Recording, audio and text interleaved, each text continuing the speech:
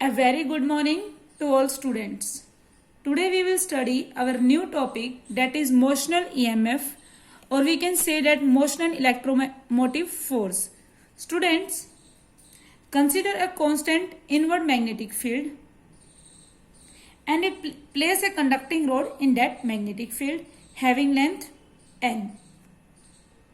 We move this rod with velocity v in magnetic field. We will see that your conducting rod will convert in a battery.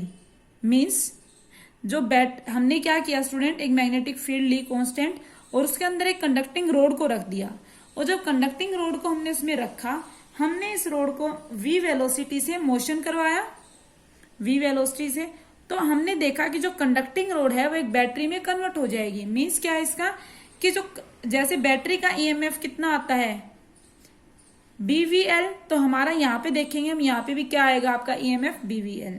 तो इसका means क्या हुआ, जो conducting road के ends हैं उन ends के अक्रॉस क्या हो जाएगा, पोटेंशियल डिफरेंस आ जाएगा, और इसी को हम बोलते हैं मोशनल ईएमएफ।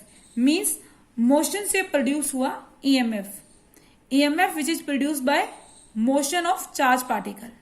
ओके, तो हम क्या करते हैं, कोई एक पर्टिकुलर केस ले लेते हैं या कुछ भी करते हैं। हमने क्या देखा, इस पर्टिकुलर केस में आपकी क्या है, मैग्नेटिक फील्ड इनवर्स है, वेलोसिटी v इस तरह से है और लेंथ ऑफ कंडक्टर क्या है, ऐसे, तीनों म्यूचुअली परपेंडिकुलर है। So we can say that B, V and L are mutually perpendicular to each other. Student, हम इसको ईएमएफ निकालने के हमारे पास दो मेथड हैं। We will discuss one by one. Firstly we will discuss method 1,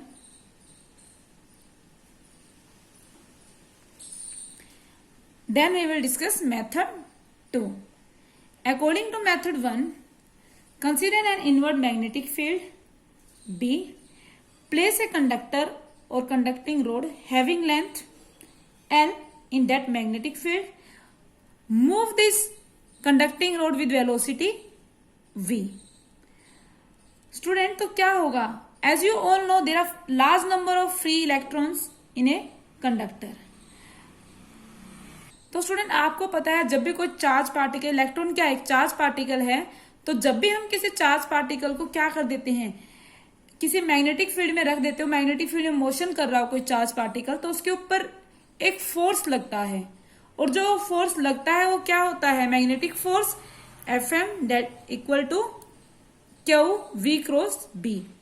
यहाँ पे चार्ज पार्टिकल आपका क्या है, इलेक्ट्रॉन, तो हमने क्या लिख दिया E equal to V cross B, और क्रॉस प्रोडक्ट क्या होता है स्टूडेंट, एक अगर A क्रॉस B है तो क्या A B साइन थीटा, तो यहाँ पे क्या हो जाएगा E as it is V B sine theta.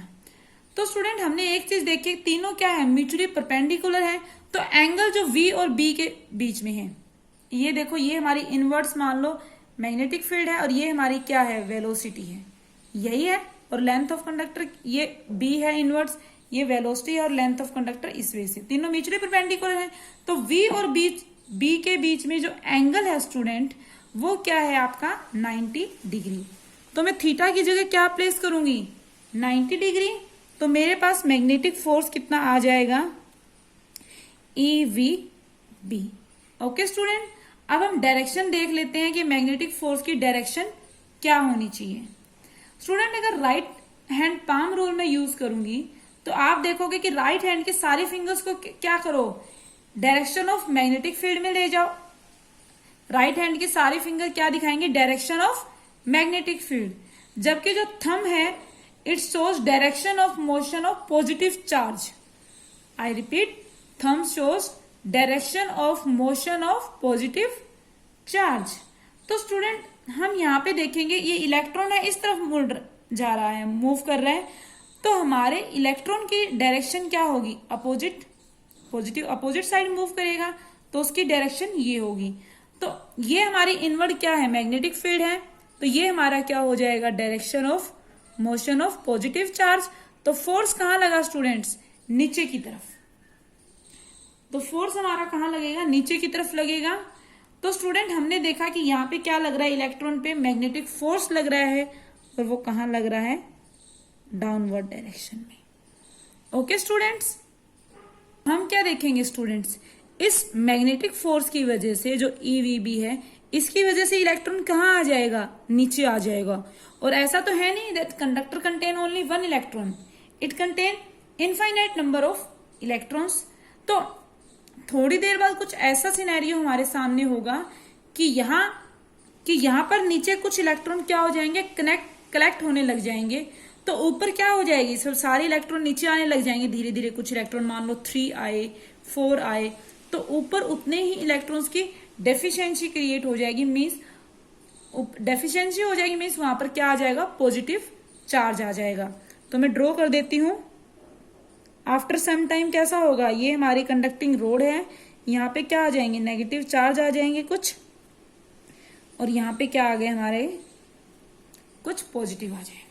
तो स्टूडेंट अब देखो, यहाँ पे कुछ पॉजिटिव आ गए और यहाँ पे क्या है, कुछ नेगेटिव। तो पॉजिटिव और नेगेटिव चार्ज में सेपरेशन की वजह से हमारे पास क्या होगी, इलेक्ट्रिक फील्ड जनरेट हो जाएगी। और इलेक्ट्रिक फील्ड की डायरेक्शन क्या होगी, ये अलग है students, this positive to negative. Okay, तो स्टूडेंट यहाँ पे पॉजिटिव और नेगेटिव में सेपरेशन की वजह से क्या हुआ, एक इलेक्ट्रिक फील्ड जनरेट हो गई। तो मीन्स हमें यहाँ क्या मिल गई, एक इलेक्ट्रिक फील्ड और मिल गई। तो इस इलेक्ट्रिक फील्ड की वजह से स्टूडेंट्स जो इलेक्ट्रॉन है हमारा, पहले तो क्या लग रहा था उस पर, ये फोर्स तो लग ही रहा था एक, तो जो कि क्या था, मैग्नेटिक फोर्स। तो इस इलेक्ट्रिक फील्ड की वजह से इलेक्ट्रॉन पर एक और फोर्स लगेगी, और वो क्या है, इलेक्ट्रोस्टैटिक फोर्स, जो कि क्या है, electrostatic force. As you all know that electrostatic force on positive charge is in the direction of electric field and electrostatic force on negative charge is in the direction opposite to electric field। तो negative charge पे opposite to electric field, ये electric field की direction है, तो मतलब किस direction में लगेगी, इस डायरेक्शन में, FE जो कि क्या है, QE, यही लगेगी। तो हमारे पास क्या लगी, इलेक्ट्रिक फोर्स लगी, जो कितनी है, FE इक्वल टू QE। यहाँ पे चार्ज क्या है, इलेक्ट्रॉन है, QE होती है, तो हम क्या लिख सकते हैं, FE equal to E। Student इस कंडीशन में हमारी जो मैग्नेटिक फोर्स है which is much greater than electrostatic force, क्योंकि अभी तक कुछ ही इलेक्ट्रॉन्स, मान लो 5 या 6 नीचे आए हैं, उनकी जगह क्या हो गई, ऊपर पॉजिटिव चार्ज क्रिएट हुआ। तो ऐसा नहीं है कि सारे ही आ गया, बहुत ज्यादा आ गए। Okay, so student with time more and more electron reach bottom of conductor and more charge accumulate at the bottom.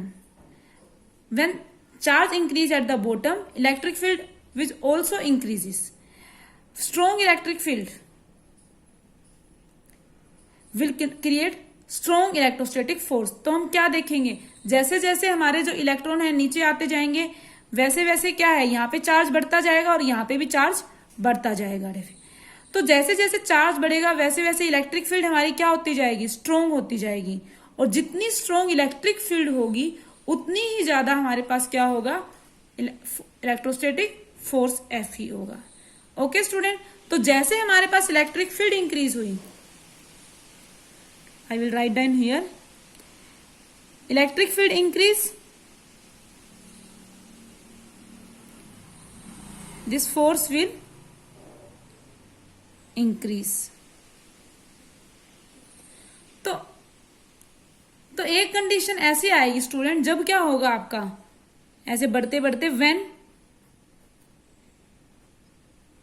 Magnetic force equal to electric force, हम इलेक्ट्रोस्टैटिक फोर्स इलेक्ट्रिक फोर्स हो जाएगा, और electron will be in equilibrium.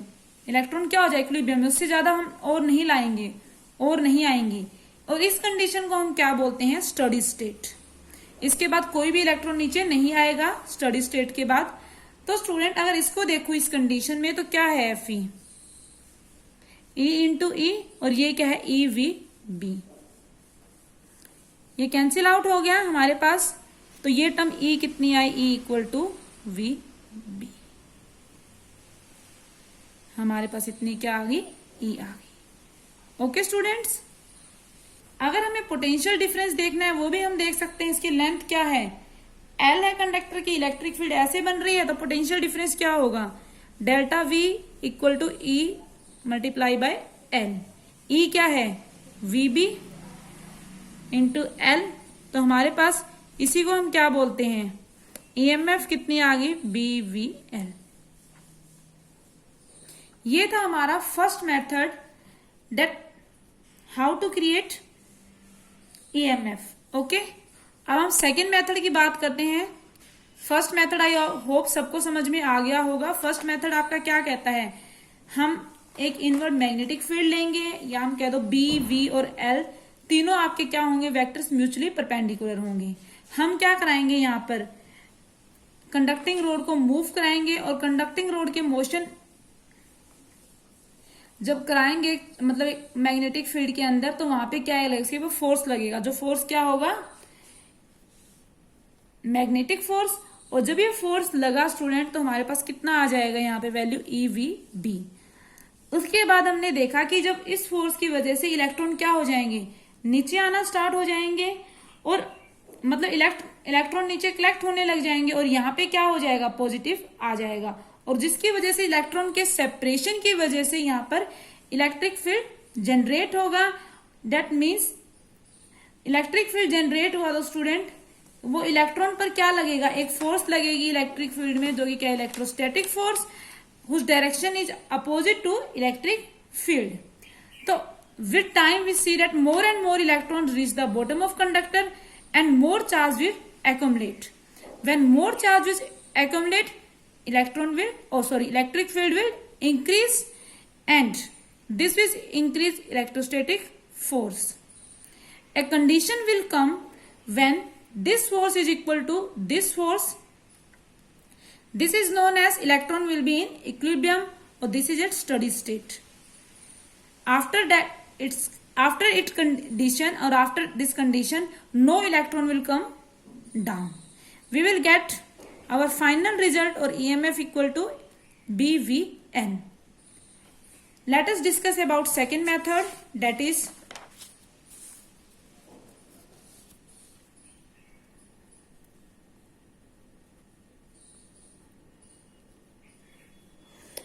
method second by using Faraday law.